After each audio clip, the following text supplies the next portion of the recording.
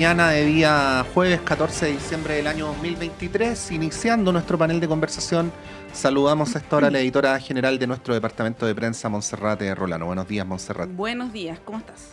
Bien, muy bien. Y esperamos que nuestros panelistas también. Saludar en primer lugar al abogado, director ejecutivo del Centro de Estudios del Desarrollo del CET, Claudio Pérez. Claudio, como siempre, bienvenido. Muchas gracias por estar acá. Bueno, qué gusto estar de nuevo con ustedes. Sí, pues, es recíproco. Y Natalie, que está acá sumándose también. Sí, pues, ya adelantaste la presentación, Claudio, muy bien. Natalie Campuzano, consejera regional de Valparaíso, militante del Frente Amplio. Bienvenida, Natalie. Gracias por estar acá. Muchas gracias, siempre un gusto estar conversando con ustedes y también saludar ahí a Claudio. Bien, hartos temas para conversar con Claudio y Natalie, y es inevitable partir respecto de los últimos antecedentes conocidos la jornada de ayer, respecto al caso Democracia Viva. Lo voy a llamar así, porque es eso lo que estamos hablando, no del caso Convenios en general, ni tampoco lío de platas, porque hay algunos medios que lo titulan así. Yo creo que eso es quizás es más amplio. En el caso Democracia Viva, está judicialmente camino a resolverse. Ayer ya detuvieron a los dos principales implicados, a Carlos Contreras y a Daniel Andrade. Hay una investigación en curso que ha avanzado bastante rápido, si consideramos que este caso se destapó a mediados de junio. Pero en el plano político está bien enredado el asunto, y la principal duda es cuándo se enteraron las principales autoridades del gobierno, del comité político y del Ministerio de Vivienda. Hasta ayer todos manejábamos la información de que el ministro Montes se había enterado prácticamente por la prensa, ¿no? Por este reportaje del medio Timeline.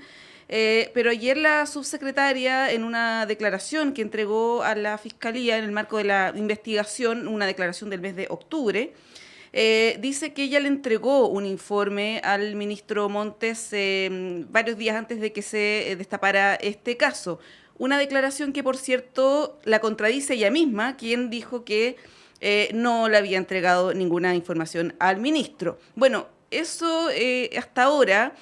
hay obviamente una presión que va creciendo respecto de la salida del ministro Montes, a la cual no solamente están plegados los representantes de la oposición, sino que también los trabajadores del Ministerio de Vivienda. Ahí parto preguntándoles cómo analizan esta situación con los últimos antecedentes y obviamente la figura del ministro Montes. Claudio, parto contigo. Sí, mira, yo creo que evidentemente los acontecimientos nuevos que hemos ido teniendo conocimiento en las últimas horas dan cuenta de que efectivamente había mucha más información de la que se señaló en un principio. Y yo creo que eso es bastante complejo para la fe pública, porque la ex subsecretaria se contradice, tú mismo lo señalabas, Montserrat. Entonces eso es muy complejo en un proceso tan relevante como este, donde está en juego la fe pública, está en juego platas públicas que debieron haber sido destinadas para mejorar las condiciones de vida de las personas más necesitadas del país. Entonces a mí me parece que hay una situación muy compleja por ese lado. En el caso del ministro Montes, yo lo miraría a ver. Es complejo y sería bueno saber cuándo se tuvo la información, y eso es muy relevante para lo que está ocurriendo y para la fe pública. Pero a mí me parece que acá hay una tensión muy compleja entre para decirlo en estos términos, el Frente Amplio y el Partido Socialista, porque, y yo lo he dicho en varias otras ocasiones, a mí me parece que el rol que ha jugado el Partido Socialista en este gobierno es precisamente de permitir continuidad. La cantidad de figuras importantes de gran peso político que forman parte del gobierno es lo que le permitió salir, entre comillas, bien después del plebiscito de septiembre del año pasado. Entonces el Partido Socialista se ha puesto con todo detrás de este gobierno. Entonces, para el ministro Montes y para el Partido Socialista, lo que ha debido hacer el ministro Montes en cierta medida, tratar de calmar esto, que es responsabilidad del Frente Amplio, porque así toda la información da cuenta de aquello, lo pone en una situación bastante compleja, porque en cierta medida ha blindado a toda esta situación que ha ocurrido y no se ha entregado toda la información, por cierto. Y a mí me parece lamentable que se tengan que saber las cosas vía filtraciones, lo que significa eso, son filtraciones de las declaraciones ante el Ministerio Público de cómo se fueron ocurriendo los hechos. Entonces a mí me parece que por un lado es bueno que las cosas se sepan, uno esperaría no saberlas vía filtraciones, sino que efectivamente se entregue toda la información y se sepa de verdad desde qué momento se sabía, cuál es el nivel de complejidad de esto. Yo recuerdo hace algún tiempo atrás, palabras del mismo ministro Montes que dijo, se van a ir sabiendo más cosas. Y vaya que se han ido sabiendo cosas en estas últimas semanas. Entonces me parece que sería bueno, por un lado, aclarar eso, y por otro lado me parece que la situación del ministro Montes, en cierta medida, y para el Partido Socialista, es compleja porque el Partido Socialista ha apoyado con todo, se sumó al gobierno, ha apoyado con todo el gobierno, asumiendo una responsabilidad que es del Frente Amplio. Sí, bueno, esta pregunta que te voy a hacer, Natalie, no tiene pretensiones éticas, sino estrictamente políticas, ¿ah? ¿Cómo se contiene para el gobierno y para el oficialismo una crisis como esta? Porque una de las consecuencias de lo que describe Claudio es que este es un tema que permanentemente reflota, distrae del intento del gobierno por controlar la agenda y lo complica, ¿no?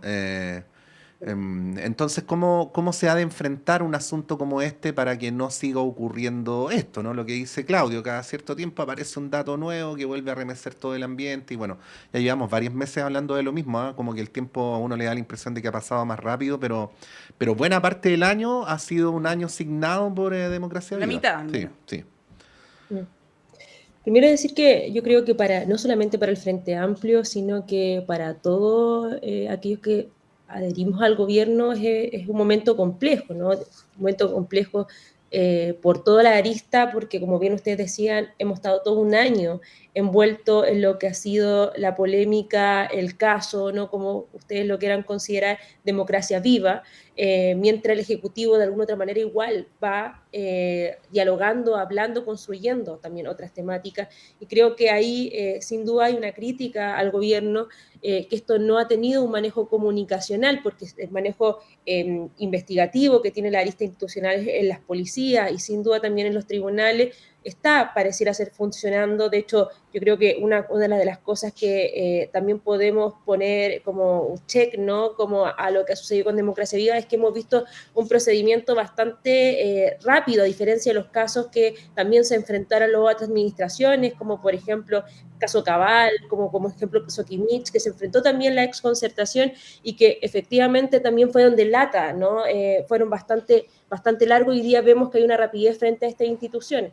A la vez también creo y considero que esto ha sido sin duda que esté a 3 días, ¿no? Estos últimos acontecimientos, 3 días del plebiscito sin duda afecta, ¿no? Y esto afecta comunicacionalmente. La derecha ha tratado de insistir que esto es casi un plebiscito, si estamos de acuerdo o no con el gobierno. Sabemos que el gobierno ha tenido una aprobación no favorable, por tanto, eso yo creo que hoy día este escenario efectivamente no es un escenario positivo. Ahora también desde la autocrítica uno dice, bueno, ¿por qué no se adelantaron a los hechos si uno se sabía que podía venir aquello, ¿no? El procedimiento está, y creo que son preguntas que muchos de nosotros tenemos, pero a la vez también sabemos que hay un sector que pareciera ser que hoy día nacen estos casos y no son capaces de ver también los casos que han pasado anteriormente y a la vez también, ¿no? Decir que en el caso convenio se abren aristas que no son solamente del oficialismo, sino que también son de la ex administración, ¿no? de la administración de Piñera, y que yo creo que ahí va a ser lo interesante también, ¿no? Yo creo que el gobierno en este caso va a tener que lidiar con una decisión a raíz de la figura de Montes, pero yo creo que el escenario también interesante es qué pasa si Montes va a una acusación constitucional, si efectivamente van a tener los votos para, en este caso, generar la acusación constitucional, y a la vez también decir que al hacer la acusación constitucional, el Partido Socialista, que es un partido grande, histórico, que tiene manejo político, ¿no? Como decía Claudio, también va a hacer lo suyo con la derecha, ¿no? Entonces yo creo que también hay un escenario interesante que se abre y que yo creo que la derecha está esperando que el presidente tome una decisión frente a Montes y que esa decisión no los toque a ellos, ¿no? Y yo creo que ahí va a ser interesante la táctica que se pueda dar por parte del gobierno, por parte del oficialismo, de cómo enfrentar este momento, porque efectivamente hay que dar señales políticas, y no señales políticas para nosotros, sino que señales políticas de lo que se ha instalado en la ciudadanía, que es muy distinto a lo que puede ser veraz o no, ¿no? A raíz de toda la cronología de hechos, las declaraciones de las personas que se han visto involucradas, pareciera ser que no está tan claro para nosotros y menos para la ciudadanía. Por tanto, sin duda, el gobierno tiene que tomar acción para dar señales de que efectivamente quiere sanear el problema, pero también con la inteligencia política de cómo enfrentarlo cuando también tenemos una derecha que constantemente utiliza estos momentos para crecer, para robustecerse y también golpear la administración actual. Ahora, Claudio, este caso de Democracia Viva opera más en el terreno de lo simbólico, si se quiere, ¿no? De las señales, porque... Se escucha muy mal, Montserrat. Habla por aquí, Monse, por mientras. Sí, estamos ahí con un problema de micrófono, sí. No, lo que te decía, Claudio, es que este caso de Democracia Viva opera más en el ámbito de lo simbólico y de las señales políticas, considerando que los montos son pequeños. Estamos hablando de 426 millones de pesos, que si se compara con otros, por ejemplo, las municipalidades, los montos que estamos hablando, por ejemplo, del caso de Hermosilla, son mucho menores. En ese sentido, bueno, y además estamos hablando de una situación de campamentos, ¿no? De gente que es pobre, por lo tanto, para un partido que tiene un determinado discurso, evidentemente que esto afecta más. En ese sentido, Claudio, ¿cómo ves tú el futuro de la alianza de gobierno, considerando este golpe mortal, podríamos decir, del caso Democracia Viva, no solamente a estos dos personajes que están ya detenidos, ¿no? Sino que a varios de sus integrantes? Estamos hablando de Catalina Pérez, estamos hablando de distintos militantes. Ayer también se conoció que Daniela Dressner, ¿no? Delegada presidencial, también conocía de este caso. Está la posibilidad de desaforar a Catalina Pérez, que entiendo que se va a solicitar hoy. ¿Cómo ves el futuro de la alianza de gobierno con este caso que remeció muy fuerte al Frente Amplio? Mira, yo diría lo primero, es cierto, acá si uno compara con otros casos de corrupción, evidentemente los montos acá son mucho menores en ese sentido, lo cual no significa que sea menos grave las circunstancias que han ocurrido, tienen igual nivel de gravedad. Y en este caso, yo diría que una de las cosas que le agrega un nivel de complejidad mayor es en cierta medida una dinámica que se había establecido, que se había estado utilizando para realizar transferencias de recursos y sobre todo, acá lo más complejo desde el punto de vista político me refiero, es que evidentemente involucra a uno de los partidos más importantes del Frente Amplio. Yo te diría que, y entiendo que es el más importante también del Frente Amplio, en cuanto a Revolución Democrática. Y a eso uno le agrega algo que señalaba Montserrat anteriormente, que claro, la Revolución Democrática se caracterizó por mucho tiempo por esto que se denominó la superioridad moral respecto de lo que eran los gobiernos anteriores, las malas prácticas que se criticaban de los gobiernos anteriores. Entonces a mí me parece que eso le agrega una connotación política bastante compleja, porque evidentemente parte importante del discurso caen figuras importantes del partido y ataca el corazón, diría yo, del Frente Amplio, precisamente estos casos de corrupción que hemos ido teniendo conocimiento en estos últimos meses. Y evidentemente, como comienza el próximo año, o sea, ya estamos llegando a la mitad del gobierno y el próximo año es un año electoral, donde las dinámicas propias de los ejecutivos cambian mucho, sobre todo cuando se comienza la segunda mitad en los años electorales. A ver, yo en cuanto a la coalición de gobierno, te diría que evidentemente si hace un par de meses atrás, antes de que explotara este cargo, hablábamos mucho de las dos almas, ustedes lo recordarán mucho, de esta tensión que existía siempre respecto de cómo manejar la agenda, los tiempos de la agenda, las prioridades de la agenda, y hablábamos siempre de estas dos almas. Evidentemente esas dos almas siguen existiendo, pero se le agrega un caso importante que es lo que señalaba anteriormente, que a mí me parece que el costo que empieza a pagar el Partido Socialista por la lealtad con el Ejecutivo, por el apoyo al Frente Amplio, empieza a ser un costo bastante complejo que a mí me parece que el Partido Socialista va a tener que empezar a mirar con bastante cuidado y bastante cautela de cuánto costo puede pagar para esto. La Claudio, figura... sí, la- sí. ¿Sí? No te quise interrumpir. Si quieres terminar la idea y luego... No solo va a terminar. La figura del ministro Montes paga un costo altísimo en este proceso, en esta etapa. No sabemos cómo va a terminar esto, pero lo que quiero señalar es que evidentemente para el Partido Socialista esto es muy complejo por los costos que paga por la lealtad con el Ejecutivo. No, lo que te iba a preguntar de vuelta, así, efectivamente, a través del ministro Monte, el Partido Socialista está pagando costos, pero también tiene buena parte de los cargos más importantes. O sea, no son solo costos. ¿Cómo ves eso? O sea, tiene poder real dentro del gobierno, eso es lo que quiero decir. No, por cierto, o sea, el El Partido partido Socialista eje, hoy de día, hecho, daría la impresión.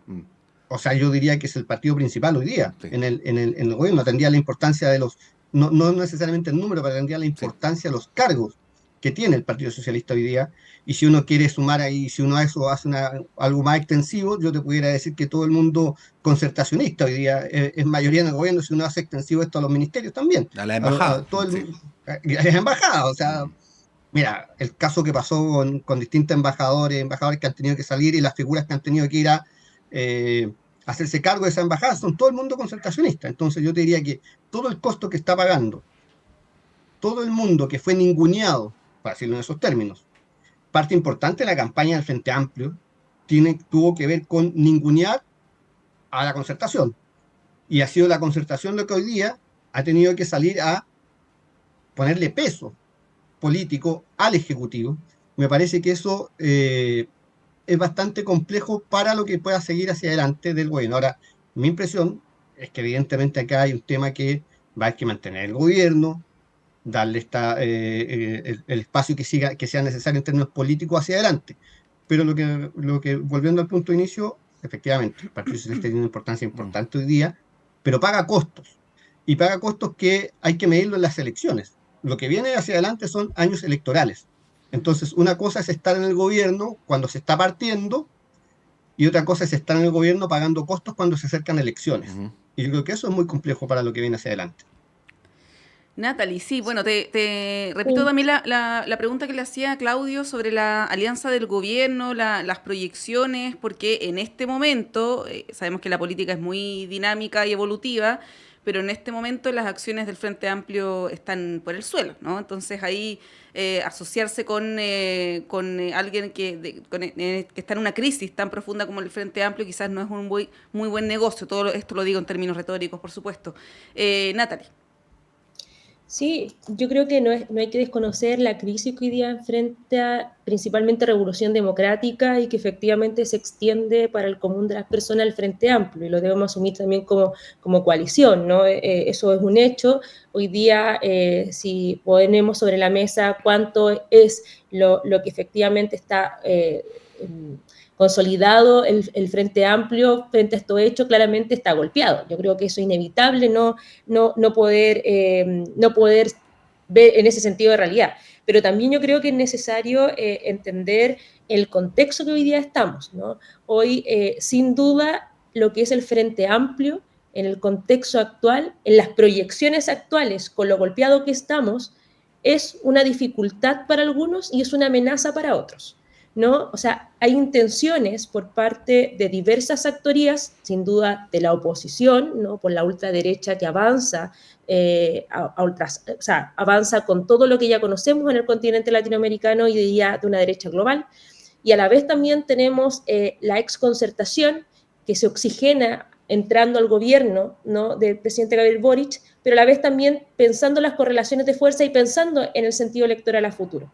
Y eso hay que decirlo con todas sus palabras, esa es la disputa de las correlaciones de fuerzas que existen dentro del escenario político, ¿no? Entonces, yo creo que sin duda hoy día el Frente Amplio se ha golpeado, Pero también hay que recordar que frente hoy día que tengamos una de estas dos almas que conviven en el Ejecutivo, se debe a la disposición que tuvo el presidente de la República y también el Frente Amplio de abrir camino a pensar, a construir un gobierno y también proyecciones de alianza juntos, ¿no? Yo quiero recordar el escenario de 2019, ¿no? Que el 2019 lo que era todo la exconcertación y sin duda la derecha, el presidente Piñera se vio golpeado.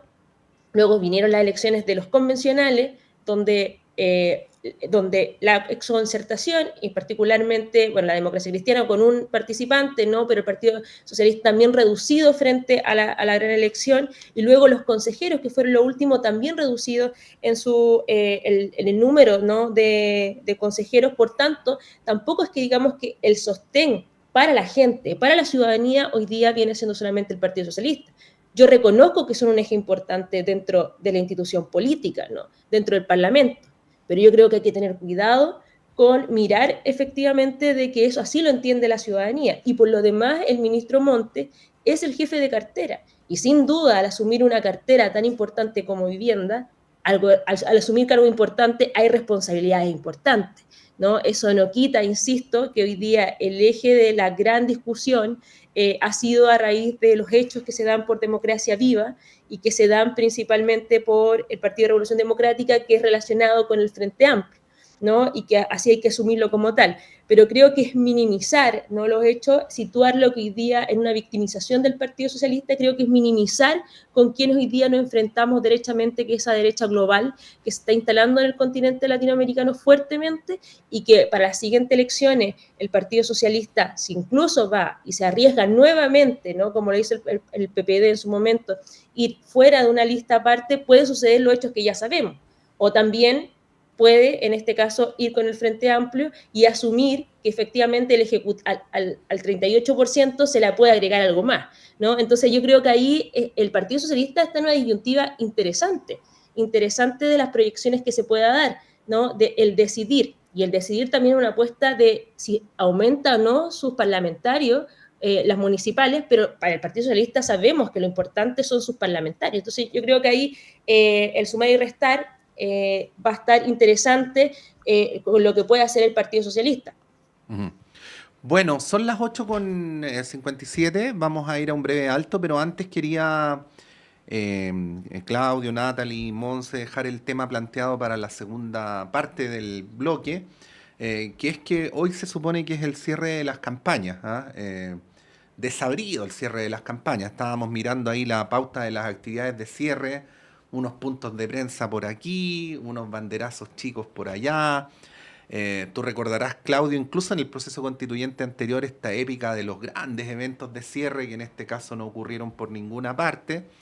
Pero junto con eso, en lo que en mi consideración personal, no estoy haciendo una afirmación, es un muy bajo nivel del debate en general, ¿no? Y que tiene como corolario o como guinda de la torta el intento por vincular el caso Convenios con el plebiscito constitucional, ¿no? Independientemente de lo repudiable que uno le puede parecer, pero es evidente que no tiene mucho que ver, no tiene nada que ver en realidad, para decirlo bien directamente. Bueno, queríamos plantearles a la vuelta hacer un análisis de lo que ha sido esta campaña y de qué manera hemos contribuido todos o no colectivamente a que el voto del próximo domingo sea lo más informado posible. Son las 8:58, vamos a un breve alto y a la vuelta retomamos este punto de conversación.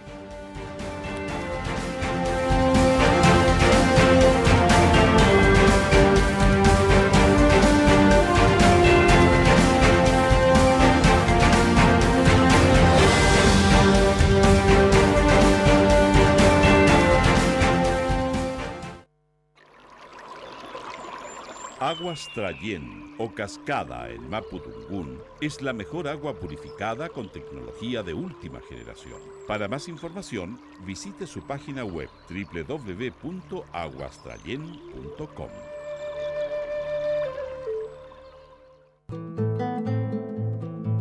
Hola, Hola, soy Luis Mesina y les quiero invitar a todos y a todas para que sintonicemos todos los días viernes de 16 a 17 horas en Radio Universidad de Chile el programa Debate Social, donde estaremos discutiendo, debatiendo, conversando con amigos y amigas sobre la realidad nacional, especialmente del mundo social. Así que quedan todos invitados e invitadas a escucharnos.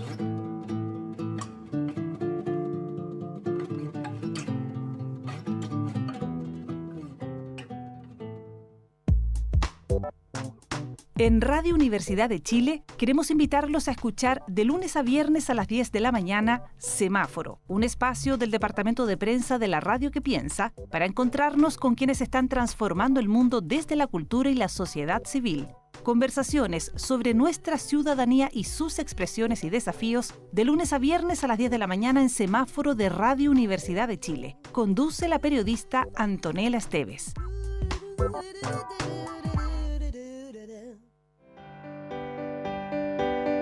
Radio Universidad de Chile los invita a escuchar Herencia y Coherencia, historias que cambian vidas, un programa del Centro Desarrollo Sistémicos CERVAL, conducido por Susana Muñoz Aburto. Escúchenos todos los sábados de 14 a 15 horas en el 102.5 FM Radio Universidad de Chile.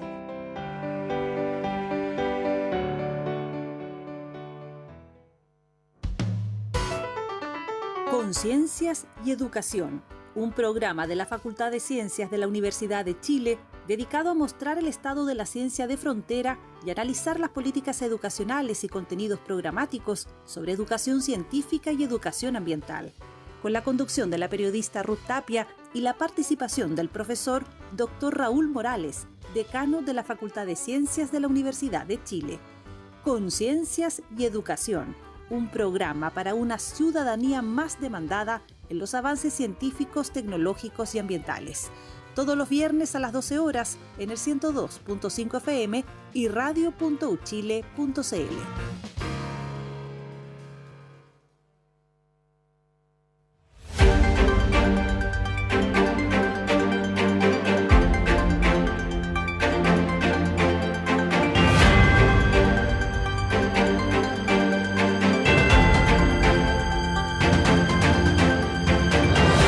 9:01 de la mañana, continuamos en Radio Análisis con Montserrat Rolano acá en el estudio y con nuestros panelistas Natalie Campuzano y Claudio Pérez. Habíamos dejado planteado el tema de la evaluación, no de la evolución, porque ya no hay más evolución porque hoy día termina, de la evaluación de la campaña y cómo llegamos al pronunciamiento que tenemos que hacer el próximo domingo.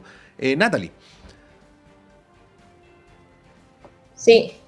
Mira, yo creo que ha sido una de las campañas menos esperadas, ¿no? Yo creo que hay un desánimo desde el inicio hasta el final. Lo pudimos ver también en la misma franja, ¿no? Que lo más interesante de la franja no apareció en la franja oficial, sino que apareció a través de las diversas redes sociales, ¿no? Un poco desde la autocreación, ¿no? De personas que tenían una diversa apuesta, hasta el mismo video de la expresidenta Michelle Bachelet. Creo que no hubo épica por parte de nadie y tampoco se focalizó, a diferencia del primer proceso, de poder focalizar en la información, del contenido efectivamente de la propuesta constitucional, sino que más bien radicado en la contingencia, en el escenario actual, ¿no? Si hay seguridad o no, si habla de seguridad o no, si genera miedo o no genera miedo, si somos chilenos o no somos chilenos, muy desde la perspectiva emotiva de cómo llegar al votante. Y también, bueno, en lo particular a mí me toca estar bastante en la calle, en terreno, y también hay una desinformación, un desinterés y un no me importa, ¿no? Que yo creo que son tres cosas distintas. Y por tanto mi preocupación para el día domingo es sin duda que una preocupación es que pueda haber una sorpresa y puede estar la figura de la favor, dado que mi posición es en contra, pero también la figura del nulo, ¿no? Yo creo que la figura del nulo es algo que preocupa, la figura del nulo es preocupante porque esta marca una tendencia, ¿no? O de alguna otra manera también da un análisis importante también de lo que fue el proceso de la campaña, pero en definitiva creo que ha sido una campaña que ha tenido poca épica, que ha tenido poco trabajo, y también se ve que el objetivo no era informar, ¿no? El objetivo era otro, y también se ve que hay una apuesta por parte de, sobre todo la derecha, de poder, en este caso, lidiarlo con el gobierno nuevamente. En el primer proceso pareciera que sirvió bastante poder ligar al gobierno con el proceso convencional, y en estos momentos están haciendo exactamente lo mismo. De hecho, yo diría esta última semana ha sido bastante focalizado el tema, y sin duda lo he hecho ayer también, hemos visto palabras de personeros de parte de la Favor que han tratado de hacer cuajar innecesaria e indebidamente el proceso constitucional que va a estar instalado por décadas si llega a ganar el a Favor. Por tanto, me parece bastante irresponsable también por parte de aquellas personas que hacen eso. Sí, Claudio, bueno, esta ha sido una campaña bien desabrida, como decía Pato, como un poco entusiasta, pero quizás una de las más virulentas y agresivas. No voy a mezclar acá el tema de las noticias falsas, porque de hecho el mismo presidente del Consejo Directivo del CERVEL dijo que esta campaña no había sido la con más noticias falsas, pero sí ha sido muy agresiva, incluso llegando a algunos límites como estos spots difundidos por el Partido Republicano con imágenes muy fuertes, muy gráficas, ¿no? Dando cuenta de la crisis de seguridad con cadáveres, en fin, una cuestión bien indescriptible, la verdad. Se ha llegado a ese límite, pero en contraposición lo que plantea Natalie, ¿no? de este poco entusiasmo. ¿Cómo evalúas? ¿Cuál es el balance? ¿Con qué sabor te quedas de estas campañas donde también ha sido un eje fundamental la aparición de la expresidenta Michelle Bachelet en varias ocasiones? ¿Cómo lo ves? Sí, a ver, evidentemente esta ha sido una campaña bien distinta a las que habíamos visto anteriormente. El interés de la ciudadanía respecto al proceso constitucional, de esta etapa del proceso constitucional, ha sido bajísimo. Y eso ha generado que la dinámica de marketing político, para decirlo en esos términos, ha llevado a extrapolar posiciones. Lo que ha hecho el Partido Republicano, la extrema derecha, me parece que en esto ha sido precisamente tensionar en esa línea. Ir en términos bastante duros a hablarle a un electorado específico, de un perfil específico, y yo creo que en eso tienen bastante información para poder hacerlo de esa forma, donde han tensionado un discurso, una posición respecto a esto. Además, estos se han ido sabiendo cosas también respecto de cómo es la dinámica, entonces queda claro que aquí no existió nunca una voluntad de generar una campaña, un proceso, un término de proceso constitucional, incluso un texto constitucional que pudiera convocar a la mayoría de la ciudadanía. Y cuando digo mayoría de la ciudadanía, me digo que esto sea algo más bien mayoritario, donde todos entendían que debíamos tener una nueva constitución. Ese ánimo no se construyó y llegamos a una campaña de unos contra otros, donde evidentemente el domingo en la tarde vamos a tener ganadores y perdedores. Y eso generó una dinámica simplemente de tensionar, de endurecer las posiciones. Ha sido una campaña bien virulenta, para decirlo en esos términos, para tensionar esto.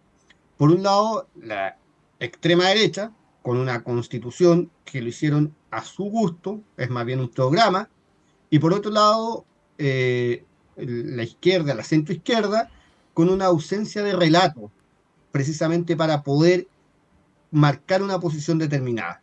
Y yo creo que eso ha sido muy complejo, y si a eso, lo que señalaba anteriormente, la poca adhesión de la ciudadanía, esta ha sido una campaña, diría, muy atípica, que está poniendo término a un proceso de 4 años de discusión constitucional, que termina de la peor forma que puede terminar un proceso constitucional independiente del resultado del día domingo. Va a terminar con ganadores y perdedores, va a terminar con gente que se va a sentir identificada con el resultado, gente que obviamente no se ha sentido identificada con el resultado, y va a ser una situación muy compleja para el país, para lo que se viene hacia adelante, porque no logró concitar, no logró generar una mayoría importante, una adhesión a un proceso que debió haber sido algo muy relevante para el devenir del país.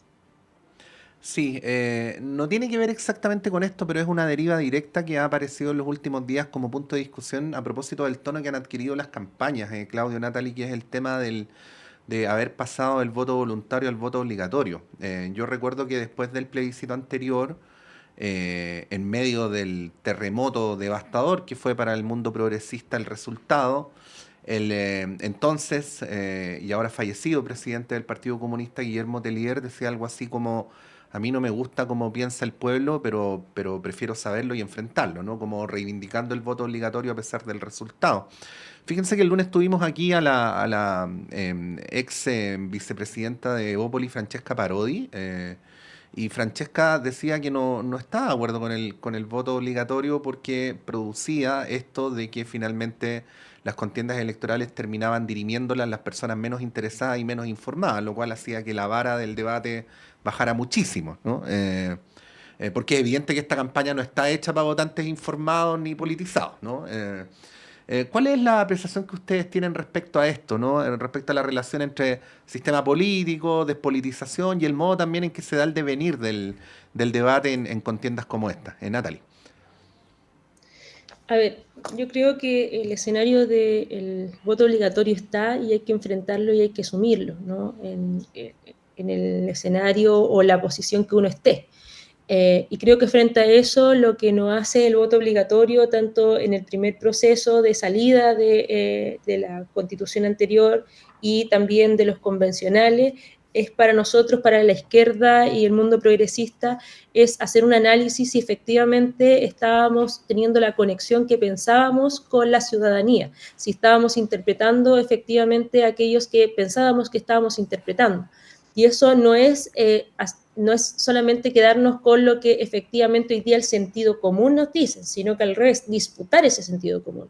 Y esa disputa del sentido común no solamente está en la academia, no solamente está en los partidos políticos o los espacios tradicionales de política, sino que está en los lugares más populares. Y eso hay que decirlo, que la derecha tuvo una lectura visionaria, interesante, donde nuestro sector se atrincheró y no visibilizó, cuando digo sector es todo, no solamente el Frente Amplio, ¿no? No visibilizó lo que venía, y la derecha sí lo supo y lo ha sabido acumular, ¿no? Y siempre lo veo desde la perspectiva no solamente nacional, sino que también internacional, ¿no? De este retroceso a las apuestas conservadoras, ¿no? A las apuestas conservadoras desde una índole religiosa, ¿no? Tener acciones también que efectivamente hablen con el sentir mayoritario, por ejemplo, de la inseguridad. Entonces, de la antimigración. Creo que son elementos que la derecha ha sabido utilizar muy bien para instalar un discurso, pero no un discurso que va de la mano con políticas transformadoras, desde incluso de su perspectiva política o ideológica, sino que una perspectiva de control de por medio. Entonces creo que ahí, a raíz de ese análisis, creo que el desafío con el voto obligatorio es para los mundos progresistas, volver a reconectar, volver a renovar iniciativas, ideas, y sin duda, aunque suene retórico, pero pensar qué queremos para el siglo XXI, qué rol va a cumplir nuestro país, qué rol va a cumplir nuestro continente. Y en esa respuesta, dar las bajadas necesarias, y lo inmediato es dar respuesta a lo que la gente necesita. O sea, creo que ahí hemos tenido un tiempo de no dialogar con las ciudadanías, con las personas, que eso es lo único que debemos hacer, es dar respuesta a las grandes necesidades. Y hemos estado en un nicho que pareciera ser que no es lo que la gente quiere o lo que nosotros estamos proyectando. Eso no quiere decir abandonar lo ideal o la esencia de lo que son cada uno de los espacios, pero creo que ahí sin duda hay que renovar la táctica y la estrategia para poder focalizar e ir en ese espacio, pero yo creo, en resumidas cuentas, no creo que la solución para la conveniencia de nuestro espacio sea no el voto obligatorio, sino que todo lo contrario, tiene que ser un desafío para la izquierda y el mundo progresista. Bueno, tenemos harto que hablar sobre este tema, sobre los escenarios post-17, los ganadores, los perdedores, pero para avanzar en otros temas, Claudio, bueno, si te queda algún comentario respecto del anterior, pero les quiero llevar brevemente a la situación de las ISAPRES, pero no específicamente lo que está pasando con el fallo GES, con la ley corta, sino que desde una perspectiva política y del manejo que ha tenido el gobierno, la ministra Aguilera, el comité político en esta situación, se planteó como una solución, digamos, transitoria para paliar los efectos del fallo GES, que entra ahora en vigencia. Las ISAPRES ya notificaron a sus afiliados. El tema del adelantamiento del indicador de costos de salud, el ICSA, para marzo. Esto generó mucho escozor, principalmente en diputados oficialistas, y acá no hay distinciones entre socialismo democrático y apruebo dignidad o ex apruebo dignidad. Generó mucha molestia porque no se conversó con ellos previamente, no se hizo como todo este trabajo prelegislativo, se incluyó en una ley que no tiene nada que ver, que es la ley de reajuste al sector público, y además que esto tiene como un pequeño olor a salvataje, ¿no? O algunos, por lo menos algunos parlamentarios lo han planteado así, y desde el punto de vista de la ciudadanía también no se ve muy bien que se esté buscando adelantar esto, que está para mediados del próximo año, como una salida para la crisis que las propias ISAPRES causaron. ¿Cómo ves esto, Claudio, y la situación en la que está particularmente la ministra Aguilera? Porque los ministerios sectoriales generalmente son eso, ¿no? Son ministerios salud, en fin. Hay otros que son políticos y que tienen un perfil más político, pero nos dimos cuenta que los ministerios sectoriales también son políticos y los liderazgos de esos ministerios también tienen que tener un perfil para, por ejemplo, hacer frente a una crisis como esta, y estamos viendo que la ministra, que tiene un perfil técnico y además no es militante, se le está, como dicho un buen chileno, yendo un poco en collera esta situación. ¿Cómo lo ves tú? Sí, y si me permite, Montserrat, solo respecto al tema anterior, que es Sí, algo por que me supuesto. parece importante, por lo menos yo siempre he sido defensor del voto obligatorio. Y me parece que el voto obligatorio es una oportunidad el retorno del voto obligatorio a nuestro sistema político es una oportunidad muy importante para nuestro sistema político, para los actores políticos y sobre todo para los partidos políticos, que yo creo que en esto quedan muy al debe porque, dado, y de esto hemos hablado mucho, el debilitamiento y la baja confianza en los partidos políticos, no están cumpliendo un rol muy, muy importante que tiene, o dos roles que son muy importantes dentro de varios que tienen los partidos políticos, que uno es evidente, la intermediación entre la ciudadanía, el Estado, la agregación de demanda, pero por otro lado también la tarea, la responsabilidad de educación cívica. Los partidos políticos tienen que jugar un rol muy importante en la educación cívica, tanto de sus militantes, sus adherentes, como de la ciudadanía. Y yo creo que en procesos electorales como los que estamos viendo hoy día, los partidos políticos no están jugando ese rol, y eso produce hoy día que tengamos otros actores que intentan, mal, pero lo intentan, jugar esos roles para poder generar esta información relevante en los procesos electorales. Entonces yo solo para cerrar esta idea y ir a lo segundo, me parece que tratar de abrir el debate de nuevo a si volvemos al voto voluntario o no, me parece que es un tremendo error para nuestro sistema político. Lo que debemos hacer es que voten la mayor cantidad de personas. El voto obligatorio me parece lo mínimo en una democracia como deber ciudadano para poder cumplirlo. Y me parece que lo que debiesen estar haciendo los partidos es mirar cómo son capaces de llegar a ese electorado que vota con el voto obligatorio hoy día, ese voto que se ha denominado el voto obligado, que me parece que no está bien ese término, pero debe seguir por ese lado. Solo para cerrar ese tema, y perdón por el paréntesis, Montserrat. Respecto al tema ISAPRE, a mí me parece que, como nos pasa habitualmente en temas bien relevantes, nunca miramos el largo plazo. A mí me gustaría saber por parte del Ejecutivo en esta materia, ¿cuál es el largo plazo en materia de salud? Porque definido el largo plazo, por ejemplo, si vamos a querer avanzar a un seguro único universal de salud, debemos decir, esto lo vamos a hacer en tal plazo. Esto es lo que aspiramos a hacer. Ahora tenemos un problema en una coyuntura hoy día, que para que el largo plazo sea viable, tenemos que hacernos cargo de este corto plazo, de ver cómo resolvemos el problema que tenemos con las ISAPRES, donde hay 3 millones de afiliados aproximadamente. Ahora, ¿qué son 3 millones? El gran universo está en FONASA. Entonces, cuando me parece que solo se plantea la discusión respecto de cómo, entre comillas, le vamos a dar viabilidad a un sistema de ISAPRE que ha mostrado una serie de deficiencias y no se está abordando esto en el largo plazo, que para mí el largo plazo debe ser, vamos a tener un seguro único universal de salud, vamos a fortalecer la salud pública de tal forma que las personas puedan libremente elegir. Porque hoy día la elección libre es, para decirlo en términos, tú estás escogiendo libre entre un sistema que, claro, es gratis, me refiero a FONASA, en el sistema público, pero se demoran meses y años en resolver un problema de salud, versus un sistema por el cual es caro, tú tienes que pagar mucho para que se te resuelva rápidamente. A mí me parece que eso no es elegir. Eso tenés que optar una opción en una situación de salud compleja que pueda tener cada una de las personas. Entonces, como no se discute en largo plazo, uno no puede estar mirando solamente si es conveniente o no esto del corto plazo. Y entramos en esta discusión que me parece que son muy malas para las políticas públicas, para pensarlas. Entonces, si la pregunta es, ¿parece bien o mal lo que están haciendo? Mirado en el corto plazo, a mí me parece que no sabemos qué es lo que se busca.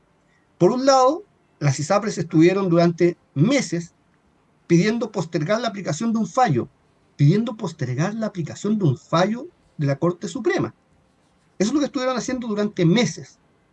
No obtenido ese resultado y teniendo que ejecutar un fallo a la fuerza, como corresponde. Si en un estado de derecho, el que no cumple un fallo, lo cumple a la fuerza. Ese es el Estado de Derecho. A la fuerza tuvieron que cumplir un fallo. Pasan un par de horas y se anuncia vía una ley corta, metida entre medio de la ley de presupuesto, que se va a adelantar una alza regulada. A mí me parece que, de nuevo, si no sabemos qué es lo que hay detrás de esto, en el largo plazo, me parece que todo se hace mal.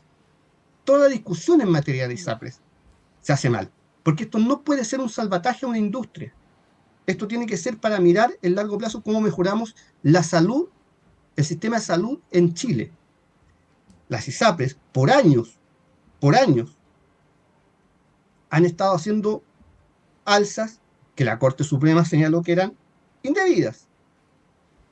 Tienen integración vertical aun cuando en nuestro sistema jurídico está prohibida la integración vertical. Pero lo han hecho de una forma a través de actores internacionales, grupos económicos internacionales, y tienen integración vertical hoy día, y todos lo sabemos, que hay varias ISAPRES que son dueñas por distintas vías de los prestadores de salud. Entonces, bueno, se producen distorsiones bien complejas, porque muchas veces el argumento de las ISAPRES para subir los planes era que subían los costos de la prestación de salud, y resulta que los prestadores de salud eran ellos mismos, por decir algunas cosas solamente. Entonces, de nuevo, a mí me parece que como el Ejecutivo no ha señalado cuál es el largo plazo, discutir el corto plazo solo nos va a llevar a estar en una cosa bastante compleja, que es la discusión de salvar o no salvar una industria. Y me parece que esa no es la discusión. A mí me parece que si vas a tener un sistema único, un seguro de salud universal, el sector privado es el segundo piso. O las ISAPRES pueden pasar a ser el segundo piso para esto.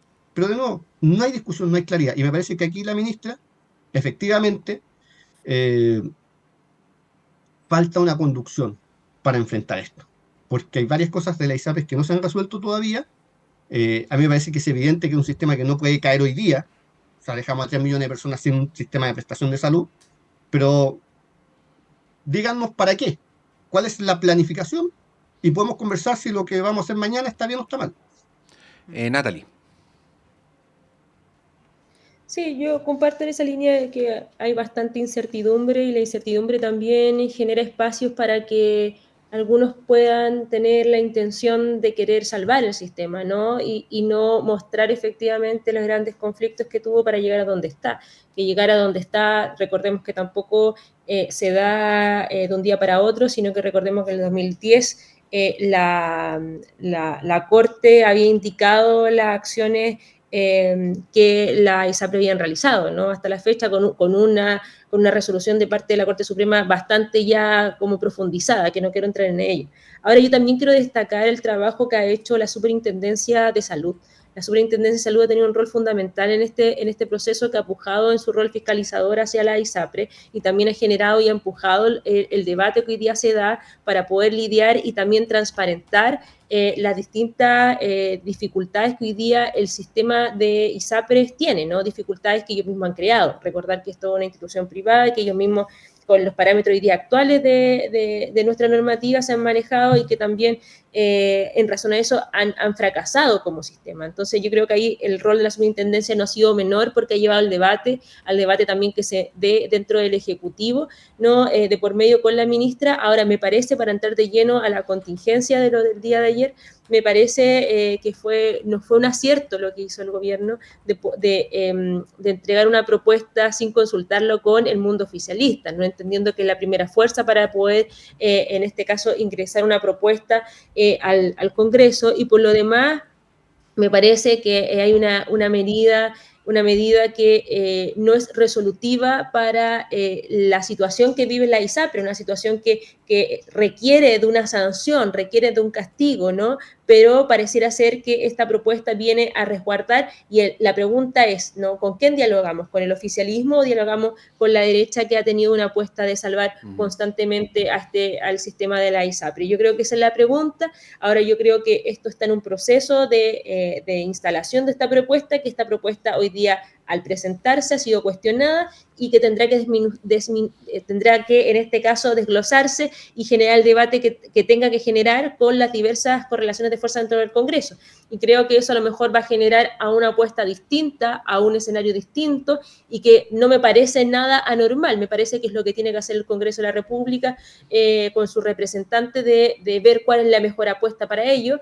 Pero sin duda creo que no podemos perder el eje que a raíz de lo que pasó con la ISAPRE, el primer punto que se debe dar es el fortalecimiento de la salud pública, ¿no? Yo creo tanto en presupuesto como también a largo plazo. Eso es lo que nos ha dicho tanto en lo que vivimos en la pandemia, el rol que jugó el servicio público de la salud, como también hoy día lo que nos ejemplifica la ISAPRE, el rol que tuvieron. Y creo que el gobierno lo que tiene que hacer frente a lo que ya acabo de indicar es simplemente focalizar recursos, focalizar los esfuerzos en la salud pública, y esto que se pueda lidiar, ¿no? Con una salida que sea justa, no la más conveniente para que todos quedemos tranquilos, sino que la medida más justa para poder resguardar a los 3.000, en este caso, usuarios del sistema de ISAPRE, pero a la vez también entendiendo de que el Estado debe fortalecer la salud pública. Bueno, estamos llegando al final. Antes de cerrar, nos queda 1 minuto para cada uno en sentido literal, Claudio, Natalie, no en sentido figurado. 1 minuto para cada uno. Yo sé que esto daría para 15, 20 minutos o más. Que son las primeras medidas del presidente Milei en Argentina.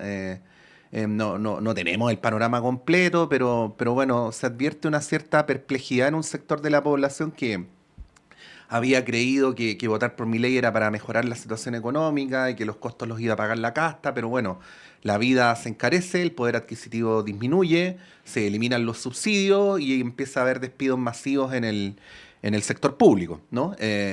Bueno, Claudio, tu mirada respecto a eso, ¿no?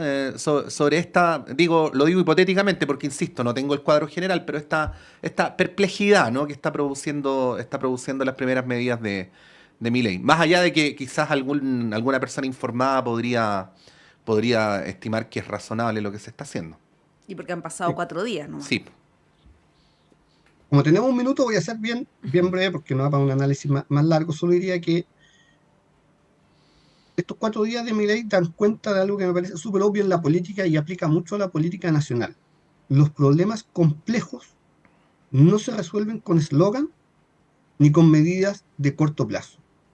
O sea, si alguien pensó que los eslogans de Milei podían resolver un problema tan complejo como el que tiene el país argentino, como tiene Argentina, en un par de días, en un par de semanas o en un par de meses, evidentemente estaba completamente equivocado. Y digo que aplica para la política nacional también, porque problemas complejos como los que tenemos en el país no se resuelven con eslogan, no se resuelven con medidas de cortísimo plazo. Los problemas complejos, y como los que tiene el país argentino, se abordan en una agenda de largo plazo. Y además, en algo que yo creo que a Milei le va a costar mucho, concitar el mayor acuerdo político y social para poder enfrentarlos. Ningún tema complejo como la situación económica, por decir dentro de los varios que tiene Argentina hoy día, se va a resolver si no se logra concitar un gran acuerdo político y social que va a resolver los problemas en el mediano y largo plazo. En el corto plazo van a haber medidas que probablemente van a ser muy complejas, pero que evidentemente va a requerir esto. Yo solo diría eso y diría que lo que he señalado me parece que aplica mucho para muchos temas que tenemos hoy día en el país. Natalie. Sí, breve. Creo que las medidas que ha tomado Milei son bastante contradictorias con la figura Milei candidato, ¿no? Bastante contradictoria porque era un líder de masas, podemos decir, que hablaba de la esperanza, ¿no? Con la motosierra, pero hablaba que iba a haber una Argentina mejor. Y las medidas que se ha asumido desde primera instancia hablan de un retroceso importante. Él habla de una transición de 18 meses. Y lo pareciera ser que estos 18 meses que está instalando su política es una política que no está golpeando a la casta de Argentina, como le indicaba, sino que principalmente a los que más se han visto expuestos, vulnerados en materia de derecho social en Argentina. Y sacando subsidios importantísimos, que sabemos que el rol del Estado de Argentina es muy distinto al Estado nuestro, sino que el Estado de Argentina está en la casa, está en la vida de los argentinos y principalmente una fuente de trabajo importante, de ingreso importante. Por tanto, yo creo que no solamente va a tener el Parlamento conflictivo, ¿no? O con un escenario conflictivo hacia el Ejecutivo, porque él es minoría, sino que también yo creo que va a haber mucho ruido en la ciudadanía, porque en cualquier lugar del mundo, cuando se empieza a generar problemas con la alimentación, con el pan de la gente, efectivamente ahí existe un rol del pueblo de cualquier lado, en este caso de Argentina, y también sabemos y conocemos la impronta de Argentina. Y por lo demás, solamente agregar que creo que varias de la apuesta y que hemos escuchado a Milei hablando del modelo chileno, recordar que el modelo chileno se implementó en dictadura y no en democracia, por tanto ese factor no es menor, ¿no? Implementarlo en dictadura, en democracia, implementar el modelo chileno en Argentina, en democracia, con la fuerza y la historia que tiene el pueblo chileno, creo que, el pueblo argentino va a ser muy, muy complicado. Sí, la tiene complicada por el Congreso, por las movilizaciones, por los gobernadores. Recordemos que Argentina es un estado federal, por lo tanto la va a tener difícil. Lleva recién 4 días en el poder. Vamos a ver qué ocurre con aquello. Tenemos que cerrar ya esta parte del panel cuando son las 9:30 de la mañana. Agradecemos a Claudio Pérez. Claudio, muchas gracias por estar con nosotros esta mañana. Muchas gracias a ustedes, un gusto. Igualmente, Natalie Campuzano, también muchas gracias y como siempre mandamos ahí saludos al puerto, que estés muy bien. Muchas gracias, un saludo y saludo a los portuarios que hoy día en estos momentos están en una manifestación en Valparaíso también por sus demandas. Así es, bueno, nos vamos, a la vuelta está con ustedes Claudio Medrano.